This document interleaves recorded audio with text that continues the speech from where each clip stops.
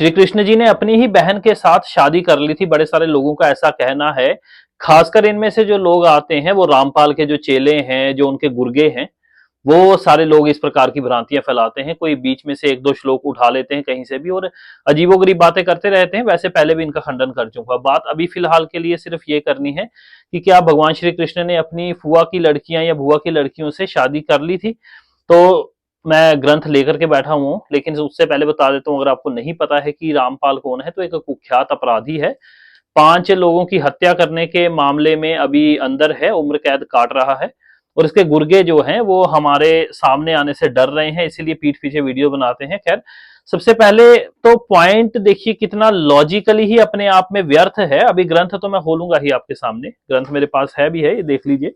वही ग्रंथ लेकर बैठा हूं जिसमें से ये भ्रांति फैला रहे हैं। ठीक है, सबसे पहले बात जानिए कि भगवान का क्या कोई पिता होता है?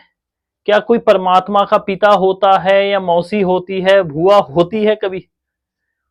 कि भगवान का पिता और माता ऊपर बैठे हुए थे कहीं आसमान में, फिर उन्होंने कहा चलो परमात्मा को पैदा कर देते हैं और परमात्मा पैदा करके जो है वो सृष्टि बनाएगा।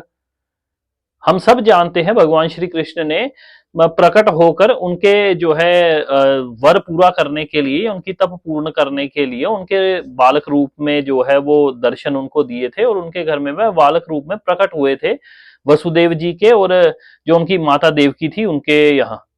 तो ये तो हम सबसे पहले ही पता है। भगवान स्वयं ही प्रकट होते हैं, फिर उनको सब कुछ बताते हैं कि किस किस कारण से मैं अवतार लेने जा रहा हूं। ठीक है, तो ये सबसे पहले क्लियर हो जाता है। अब इसके बाद ज्यादा बातें ना करते हुए ग्रंथ के उसी भाग में चलते हैं जहां पर से ये बात दिखा रहे हैं, बात दिखा रहे हैं, और किस तरीके से ग्रंथ दिखाकर भी आपको झूठ बोल जाते हैं ये लोग। ठीक है, ये हम देखेंगे। सबसे पहले तो मैंने आपको क्लियर कर, इस बात का कोई तुक ही नहीं बनता है। जिस जो परमात्मा है उसका ना कोई भाई होता है, ना कोई बहन होती है, ना कोई फूफा होता है, ना कोई मौसा होता है, ना कोई ये होते हैं।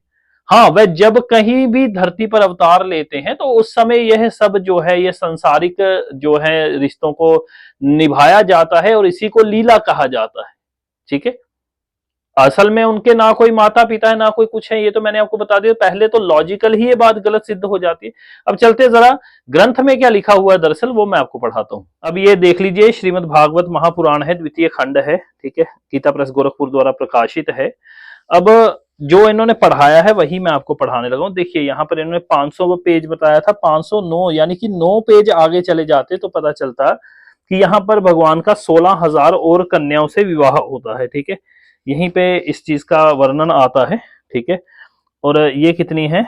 ठीक है, 16,100 राजकन्याओं के साथ भगवान का विवाह होता है। फिर ये आगे प्रसंग इसी प्रकार चलता है। 509 नंबर पेज पे सारी जितनी भी ये हैं उनकी पत्नियां हैं, उनके बारे में बताने के बाद क्या लिख रहे हैं, ध्यान से देखिएगा कृपया इस चीज को। कहते हैं, तदनंतर भगवान श्री कृष्ण ने एक ही मुहूर्त में अलग अलग भवनों में अलग अलग रूप धारण करके एक साथ ही सब राजकुमारियों का शास्त्रोक्त विधि से पाणी ग्रहण किया, अर्थात उनके साथ विवाह किया है। फिर अगली ही लाइन में सब कुछ स्पष्ट हो जाता है कि भगवान श्री कृष्ण अपने आत्म आनंद में मगन रहते हुए लक्ष्मी जी की अंश रूपा उन पत्नियों के साथ ठीक वैसे ही विहार करते थे जैसे कोई साधारण मनुष्य घर गृहस्थी में रहकर गृहस्थ धर्म के अनुसार आचरण करता हो। ठीक है, तो ये जितनी भी पत्नियां थी 16,100 वहां पर, और जो 8 कन्याएं वह थी। ठीक है, उनके साथ भी तो क्या बताया जा रहा है कि वह लक्ष्मी जी की ही अंश रूपा है सब, यानी कि लक्ष्मी जी ही अपने अंश रूप में प्रकट होती हैं भगवान के लिए। ये क्लियर कर देता है यहीं से कि भगवान जब भी विवाह करते हैं तो माता लक्ष्मी के साथ ही करते हैं, अन्य किसी के साथ वो कभी विवाह करते ही नहीं। ठीक है, तो सबसे पहले तो ये हो गया। अब आप बोलोगे कि उन्होंने तो दिखाया है कि फुआ की लड़कियां हैं या बुआ की लड़की जिनको कहा जा रहा है उसके साथ विवाह किया है, तो सबसे पहले वहां भी वह कन्याएं खुद ही उनके साथ विवाह करना चाहती हैं। ठीक है, तो चलते हैं वहां पर और देखते हैं कि क्या वह उनकी बुआ की लड़कियां सच में थी या ये किस प्रकार से वो बात वहां पर लिखी गई है। ठीक है, अब इससे पीछे हमने चलना है। ठीक है, तो जब ये हमारा दशम स्कंद में ही ये बात नारद जी बताने आते हैं कंस को चेतावनी देने के लिए, तो देखिए कहां पर कहते हैं, क्या कहते हैं। तो कहते हैं, परीक्षित, इधर भगवान नारद कंस के पास आए और उन्हें बोले कि कंस, व्रज में रहने वाले नंद आदि गोप, उनकी स्त्रियां, वसुदेव आदि वृष्णवंशी यादव, देवकी आदि यदुवंश की स्त्रियां और नंद वसुदेव दोनों के सजातीय बंधु बांधव यानी कि नंद और वसुदेव के जितने भी सजातीय बंधु बांधव भी हैं, आगे पीछे की भाई बहनें हैं, जितने मित्र आदि हैं, ठीक है, सगे संबंधी हैं, सब के सब देवता हैं जो इस समय तुम्हारी सेवा कर रहे हैं, वह भी देवता ही हैं। ठीक है। उन्होंने ये भी बताया कि दैत्यों के कारण पृथ्वी का भार बढ़ गया था, इसलिए देवताओं की ओर से अब उनके वध की तैयारी की जा रही है। ठीक है।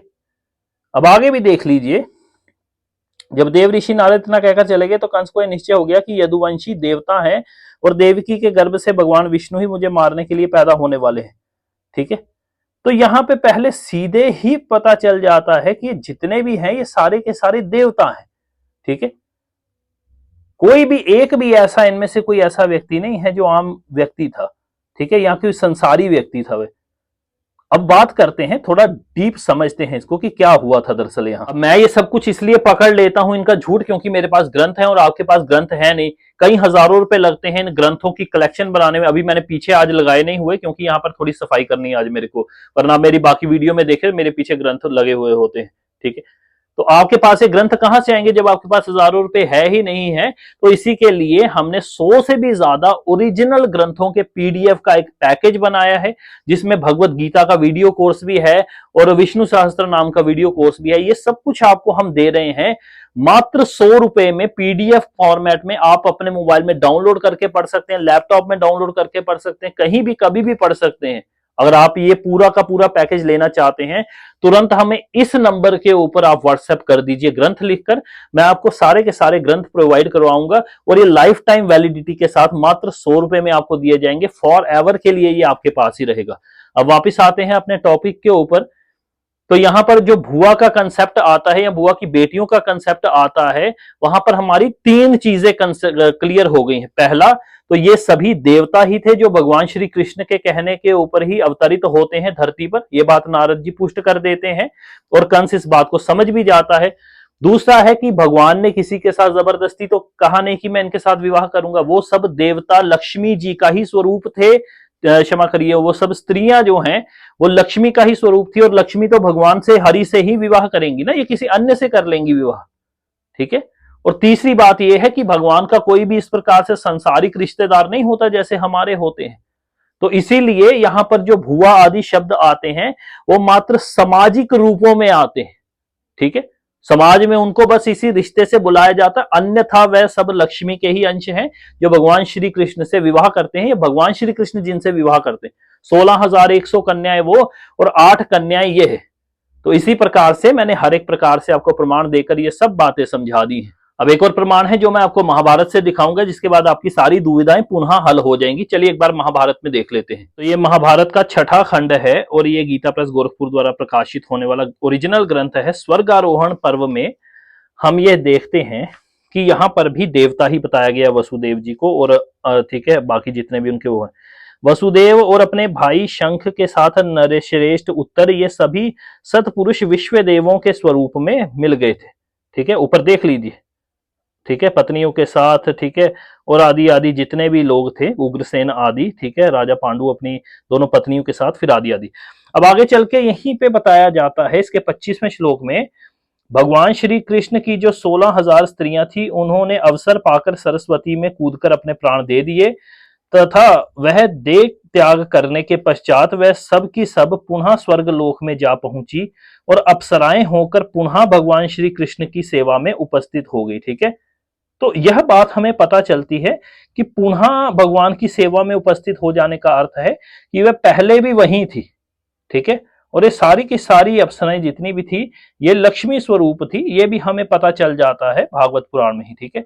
तो महाभारत से और भागवत पुराण से, दोनों से सिद्ध हो जाता है ये बात। तो हमने महाभारत से जान लिया, भागवत पुराण से जान लिया कि भगवान मात्र और मात्र लक्ष्मी जी से ही विवाह करते हैं और उन्हीं के अंश स्वरूप में वो भिन्न भिन्न प्रकार के देवी देवताओं के साथ लीला करते हैं। ये बात यहां से सिद्ध हो जाती है और ये तर्क से भी सिद्ध हो जाता है कि भगवान का कोई भी मामा, फूफा, ताया, चाचू आदि नहीं होते हैं।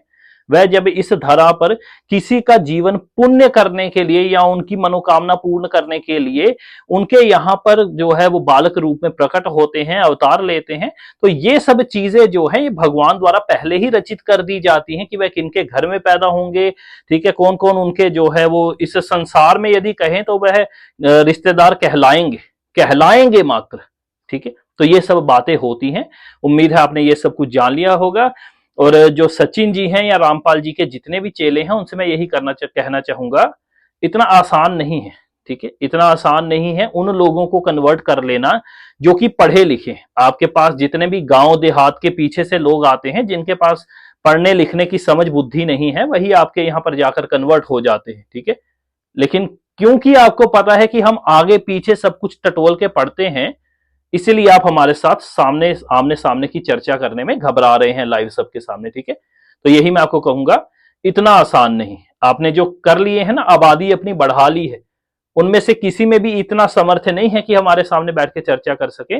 और यही हमारी सबसे बड़ी ताकत है। आप सबने यहां तक वीडियो देखी है, आपका आभार है। और यदि आप हमारे सनातन ग्रंथ पैकेज को लेना चाहते हैं तो जरूर इस नंबर के ऊपर हमें तुरंत ही ग्रंथ लिखकर भेज दीजिए। मैं आपको सभी के सभी ग्रंथ प्रोवाइड करवा दूंगा। आप सबका आभार है। हरिओम, नमस्ते।